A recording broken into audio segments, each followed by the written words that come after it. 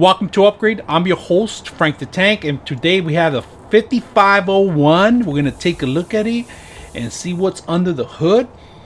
First of all, it's a kind of gray color mixed with black. It's like a metallic color. It's not aluminum or anything. It's just plastic in the top, but the bottom is actually plastic too. But this is kind of a mixture of metal or plastic or something, but it feels real light. So we're gonna take a look at it and see what you get in the whole system. Is, like I said, it's just really crazy looking. I like it. I like the colors. It looks like a brush gray on it. Let's take a look at it and see what you get when you purchase something like this. So first of all, we're gonna open it up, and as you can see, one thing that I noticed on this machine itself, there is no freaking camera. They got rid of the camera, and this is not good, especially if you're gonna do those conferencing, the Zoom calls, those team calls. You're gonna have to purchase a video camera for yourself, because there is no camera in there. And unfortunately, I don't even know why they didn't add it in. They had the mics in here, but there's no camera to commence anywhere. And very disappointed on that. First of all, if you're gonna purchase something like this, don't recommend you if you're going to be doing Zoom calls, unless you're going to buy yourself an external camera. So that's another thing. Fingerprint reader here is actually the power button itself too. As you can see, it has a full keyboard. We got the even the 10 keys on the side here. They shrunk down a couple of the touchpad. If you can see it, the touchpad's a little shorter than what it used to be. 2 buttons here, 2 buttons on the bottom. Center mouse. This is a common thing with Dell.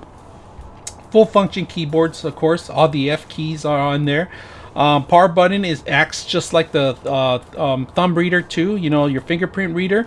So, but unfortunately, I don't see a camera, not even on the bottom or the top. Hopefully, they do have the option. I didn't see if they had the option on the website itself, but most common machines do come with them, because especially right now, everybody's doing homework from home. Everybody's working from home.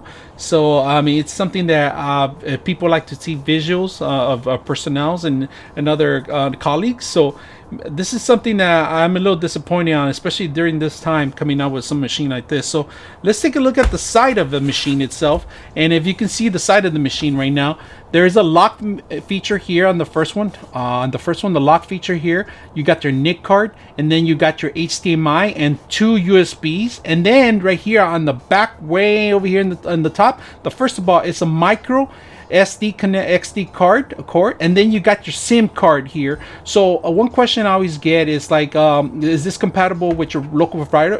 It's compatible with Verizon, Sprint, any company that's out there. It's pretty much compatible with it, but you have to download their application in order to make that feature enable. So a lot of people have Verizon. You download the application that they require for encryption and your phone number and all that stuff. So you could use your existing SIM card, or you purchase an extra SIM card for them. And of course, additional charges and other fees can apply to it. So see more details on your local provider if it's even possible. That means if you have a SIM card, you can pretty much get any internet anywhere, as long as you get a signal. And it's the signal that's your cell phone signal. Now that 5G is kicking in, this is not a 5G card reader, a SIM card reader. It's pretty much a 4G, and that's it. So if you're the next generation of computers are coming out, they're gonna have the 5G compatibility. So stick around for those. If you want more details, you could go to the Dell website and find out what kind of machine you're gonna get. If you're gonna get the SIM card reader, make sure if it's 4G or 5G, that's up to you. And of course, there's additional costs with it too. So that's one side. In the back of it, they got rid of everything pretty much. There's nothing there. Now let's go to the other side. Of course, on this side, you get your power, and then you got a Type-C. Now this Type-C connects either to your docking station, to your power source, and also, like I said, if you're going to use a docking station, this will act as a video cable, network cable, and audio cable, and also, of course, charging the station if you have a docking station. On here, you get an additional USB, and that's pretty much it. I forgot to mention one thing too, that we have the audio cable, the 3.5 audio jack too. They're not going to get rid of it anytime soon on that. So let's take a look at it and see what you get when we open this up, and see what you get when you purchase something like this. And if you have any questions or any comments, let me know. So let's take a look what's under the hood. So let's take a look at the machine itself here. As you can see, The battery takes a lot of majority of the space, if you can see that. Now, I like that they included something different here, and they have the space to actually do it. You can actually put another drive in here, and the way you could do it is you actually open these corners up, and it pops out. But sometimes you need to purchase an extra additional keyboard from Dell itself. So let's take a look at it, see if it's included in here. All right, so let's take a look at it, see what you get in here. So what you do, you get 4 of them in here. As you can see, they give you an empty case in here, and there's space for a hard drive in here. And of course, there is a SATA HDD connection that you need to get. And unfortunately, there is no connection here that you probably need to purchase it either on Amazon or you can purchase from Dell.com. So let's take a look at it, what I'm talking about, the space here. So I opened this up for a while, and this is only for references only. So this is a mechanical drive that we're gonna have in here. And pretty much you have room enough for a mechanical drive in here. The only thing, like I said, there's no power and there is no connection. So they do have a connection cable that you could plug in here, but this machine does not have it. It does not provide it. The Dell does sell it, but they give you the space for an additional drive here. And this is a mechanical drive, a hard drive. And then we're going to put an SSD drive. And this is an open SSD drive. And this is how small they are, if you can see it. So I have it only for educational purposes that I have these open up. And of course, they take the space, enough space for everything in here, but the cable is missing. That's the only thing you're going to need to provide on your own if you want to add additional space on here. So let's go ahead and move on and talk a little bit more about the inside of the machine itself. So like I said, you have plenty of space for additional drive. M.2 here in this location, if you can see, it takes one of the slots in here. There's no a secondary one. They do have slots that do sell the M.2 connections too. Also, there are little adapters that you can buy to act like a SATA drive. So here you only have 2 memories in here, and right now currently we have 32 gigs on this machine. There is no GPU. It's all built in with the CPU together. It's an Intel system, so pretty much you have the system running it, and it runs right in the center where the CPU is located, and the copper lines are coded in black, of course. It takes the intakes are from the bottom, it sucks the air in and it blows it back to the side of it. So there's only one fan area on this location. Now, my recommendation, if you're going to have a lot of stuff around your desk area, is not to cover the area where the actual fan is actually blowing out. A lot of these machines tend to overheat, and when they do is you got to do 2 things. Either you have to have some intake or lift it up higher than what it is on the actual flat surfaces so it could suck in some more air, or they sell these paddings that have built-in fans in there to blow in some air in here. And they only need one area here that it's very critical to have the airflow coming in. It's from the bottom itself. If you can see it, this is the shell itself. It sucks in through the bottom and it blows out to the side. So that's important not to cover those areas in here.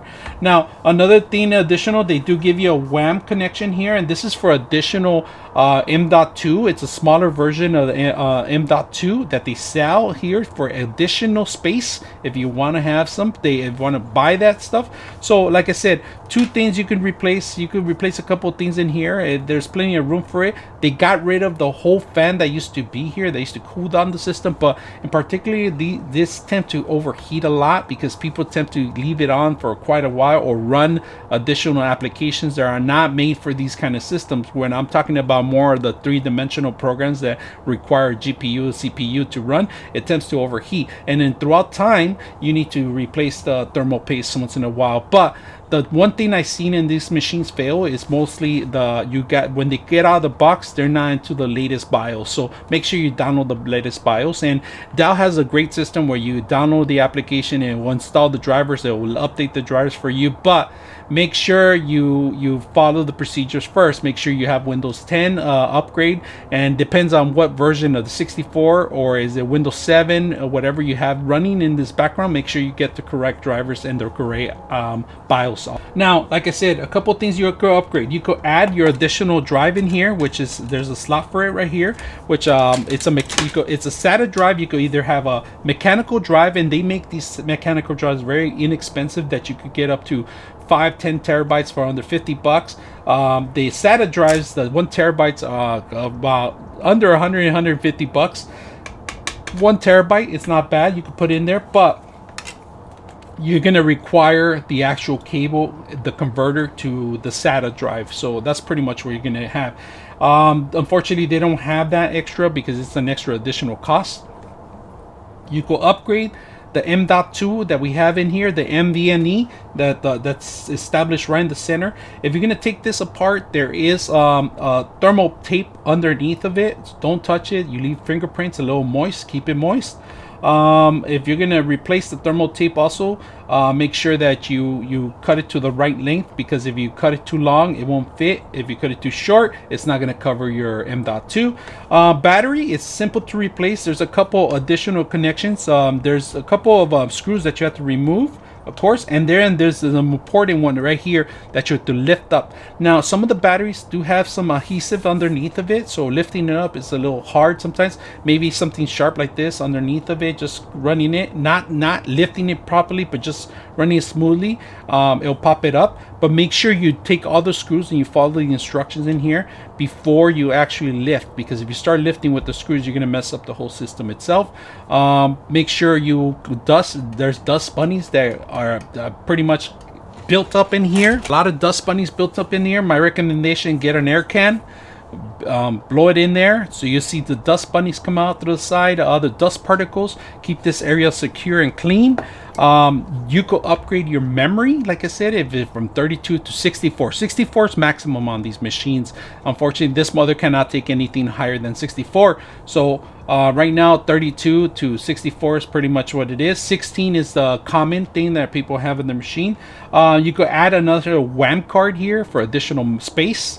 You could also even put the OS on these systems too, and they have great connections here that you could actually external connections, like external GPU connections and other stuff that are going to come down the line, but not recommended at this time. So like I said, there are only a couple things: additional drives here, additional SATA drives that you can put in here, replacement of the battery, 2 memories that you can upgrade, M.2 NVMe that you can upgrade, and you can add an additional WAM card if it's possible, or if you can find it, because a lot of vendors are a little pricey on this thing. So if you have any questions or any comments on stuff like this, and just to let you guys know, 90% of you guys are not subscribers.